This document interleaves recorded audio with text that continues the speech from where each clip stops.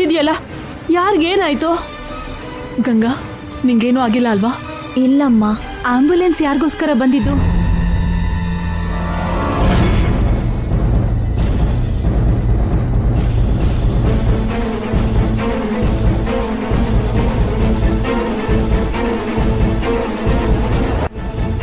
ಹಾವಿನ್ನು ಕಚ್ಚೋಕು ಮುಂಚೆನೆ ಆಂಬ್ಯುಲೆನ್ಸ್ ಬರೋದಂದ್ರೇನು ಚಂದ್ರಿಕಾ?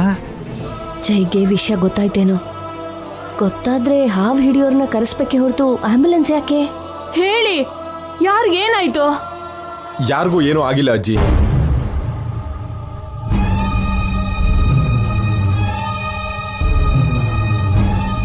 ಆಂಬ್ಯುಲೆನ್ಸ್ನ ನಾನೇ ಕರೆಸಿದ್ದು. ಯಾಕೆ ಜೈ? ಗಂಗನ್ಗೆ ಯಾವಾಗ ಪೇಯ್ನ್ ಬರುತ್ತೋ ಗೊತ್ತಿಲ್ಲ. ಯಾವಾಗ ಹೆರಿಗೆ ನೋವು ಶುರುವಾದ್ರೂ ಅಲರ್ಟ್ ಆಗಿರಬೇಕು. ಅದಕ್ಕೆ ಒಂದು ಮಿನಿ ಆಪರೇಷನ್ ಥಿಯೇಟರ್ನ ಇಲ್ಲಿಗೆ ಕರೆಸಿದ್ದೀನಿ.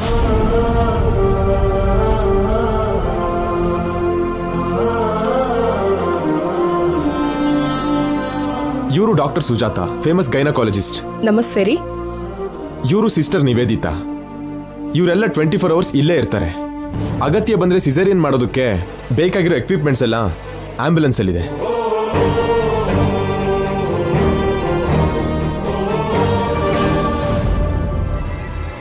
ಕಾವಲಿಗೆ ಸೆಕ್ಯೂರಿಟಿ, ಕಣ್ಕಾವಲಿಗೆ ಸಿಸಿ ಕ್ಯಾಮೆರಾಗಳು, ಕೆಲಸ ಮಾಡೋದಕ್ಕೆ ಕೆಲಸದವರು, ಆಪರೇಷನ್ ಮಾಡೋದಕ್ಕೆ ಡಾಕ್ಟರ್ಸು, ನರ್ಸು. ಅಳಿಮಯ್ಯ ತುಂಬಾ ಹುಷಾರಾಗಿದ್ದಾನೆ ಚಂದ್ರಿಕಾ. ಇಷ್ಟು ಜಾಗ್ರತೆ ತಗೊಂಡು ಏನ್ ಲಾಭ? ಹಾವು ಕಚ್ಚದೇ ಇರೋ ಹಾಗೆ ಯಾವ ಜಾಗ್ರತೆನೂ ತಗೊಂಡಿಲ್ವಲ್ಲ.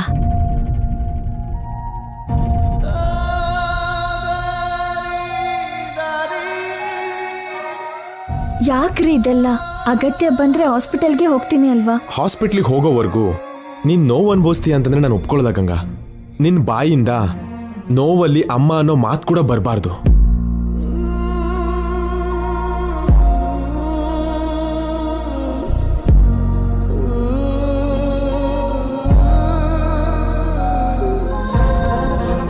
ನಿನಗಿಲ್ಲಿ ಯಾವ ಲೋಪನೂ ಆಗ್ಬಾರ್ದು, ಯಾವ ಸಮಸ್ಯೆನೂ ಆಗ್ಬಾರ್ದು, ನೀನ್ ಯಾವುದೇ ಕಷ್ಟನೂ ಪಡಬಾರ್ದು. ನಿಜ ಹೇಳಬೇಕು ಅಂದ್ರೆ ನಿನ್ ಕಣ್ಣಿಂದ ಚಿಕ್ಕ ಕಣ್ಣೀರ್ ಹನಿ ಕೂಡ ಹೊರಗಡೆ ಬರಬಾರ್ದು.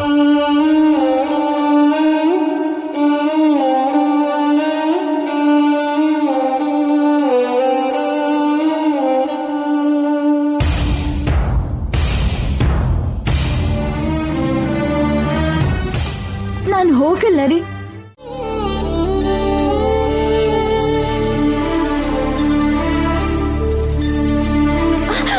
ಅಜ್ಜಿ, ಇವ್ರಿಗೆ ಹೇಳಿ ನಾನು ಇವ್ರ ಜೊತೆನೆ ಇರ್ತೀನಿ ಅಂತ ಹೇಳಿ. ಅಮ್ಮ, ನಾನು ಇವ್ರನ್ನ ಬಿಟ್ಟು ಹೋಗಲ್ಲ ಅಂತ ಹೇಳಮ್ಮ. ಅತ್ತೆ, ನಾನು ಇವ್ರಿಗೆ ದೂರ ಆಗಲ್ಲ ಅಂತ ಹೇಳಿ ಅತ್ತೆ.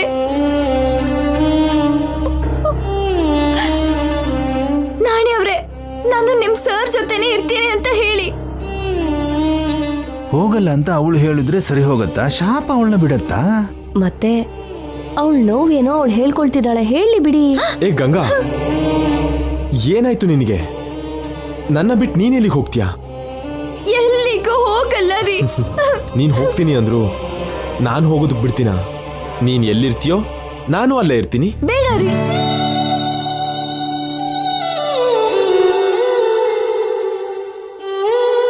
ನೀವಿರೋ ಜಾಗದಲ್ಲೇ ನಾನು ಇರ್ತೀನಿ. ಎರಡಕ್ಕೂ ವ್ಯತ್ಯಾಸ ಏನಿದೆ? ಸಾಯೋದಕ್ಕೂ ಬದುಕಿರೋದಕ್ಕೂ ಇರೋ ಅಷ್ಟು ವ್ಯತ್ಯಾಸ ಇದೆ. ಓಕೆ, ನಿನಗೇನೂ ಆಗಲ್ಲ, ಸರಿನಾ? ನಾಣಿ ಸರ್, ಡಾಕ್ಟರ್ಸ್ಗೆ ನರ್ಸ್ಗೆ ರೂಮ್ ತೋರಿಸು. ಬಾಯ್ಸ್ನ ಔಟ್ ಹೌಸ್ ಅಲ್ಲಿ ಇರೋದಕ್ಕೆ ಹೇಳು. ಮೊದಲು ಆ ಕೆಲಸ ಮಾಡು. Okay sir. ಬನ್ನಿ ಡಾಕ್ಟರ್, ಬನ್ನಿ.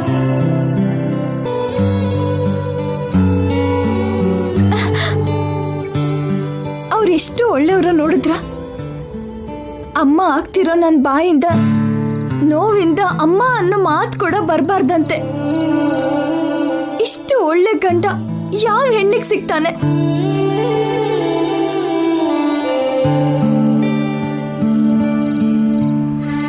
ಸತ್ಯವಂತೆ ಪ್ರಾಣಕ್ಕೋಸ್ಕರ ಸಾವಿತ್ರಿ ಯಮನ್ ಜೊತೆಗೆ ಹೋರಾಡದ್ಲಂತೆ. ಆ ಕತೆ ರಿವರ್ಸ್ ಆಗಿ ನನ್ಗೋಸ್ಕರ ಅವರು ಯಮನ್ ಜೊತೆ ಹೋರಾಡೋ ಹಾಗಿದ್ದಾರೆ.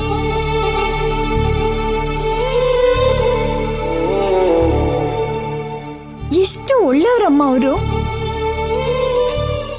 ಅಂತ ದೇವರಿಗೆ ಹತ್ರ ಆದಾಗೆ ಆಗಿ.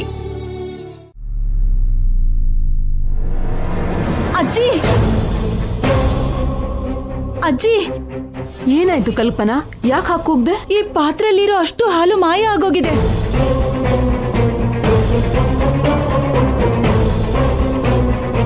ಹಾಲ್ ಮಾಯ ಆಗೋದು ಅಂದ್ರೆ ಏನು ಚಿಕ್ಕಮ್ಮ? ಹೇಗ್ ಮಾಯ ಆಯ್ತು ಅತ್ತೆ? ಹೇಗೆ ಅಂದ್ರೇನು? ಹಾವೇ ಕುಡ್ದಿರುತ್ತೆ. ಅದು ಹಾಲು ಕುಡಿದ್ರೆ ಪರವಾಗಿಲ್ಲ, ನಮ್ ರಕ್ತ ಕುಡಿದೇ ಇದ್ರೆ ಸಾಕು. ನಾಣಿ ಹಾಲ್ ತಂದ್ಕೊಟ್ಟ. ಹಾಲಿನ ಪಾತ್ರೆ ಕಿಚನ್ ಅಲ್ಲಿ ಇಟ್ಟು ನಾನು ಗಂಗಾ ಹತ್ರ ಹೋದೆ. ವಾಪಸ್ ಬಂದ್ ನೋಡೋ ಅಷ್ಟ್ರಲ್ಲಿ ಹಾಲಿಲ್ಲ. ಕಿಚನ್ ಅಲ್ಲಿ ಇಟ್ಟಿರೋ ಹಾಲು ಏನಾಗುತ್ತೆ ಚಿಕ್ಕಮ್ಮ? ಬೆಕ್ಕೇನಾದ್ರೂ ಕುಡಿತೇನೋ ಸರ್? ಅಷ್ಟು ದೊಡ್ಡ ಪಾತ್ರೆ ಹಾಲು ಬೆಕ್ಕೆ ಕುಡಿಯುತ್ತೆ ನಾಣಿ ಅವ್ರೆ. ಬೆಕ್ಕಳು ಕುಡ್ದಿರ್ಬೇಕೇನೋ ಸರ್? ಏನೋ ನಾವು ಕುಡ್ದಿದೀವಿ ಅನ್ಕೊಂಡಿದ್ಯಾ? ಕದ್ ಹಾಲು ಕುಡಿಬೇಕಾಗಿರೋ ಕರ್ಮ ನಮ್ಗೇನಿಲ್ಲ. ಯಾರು ಕುಡ್ದಿಲ್ಲ ಅಂದ್ರೆ ಹಾಲೇನಾಗುತ್ತೆ? ನಮ್ಮನ್ನ ಕೇಳ್ತಿದ್ರಲ್ಲ, ಆ ಹಾವನ್ನ ಕೇಳಿ.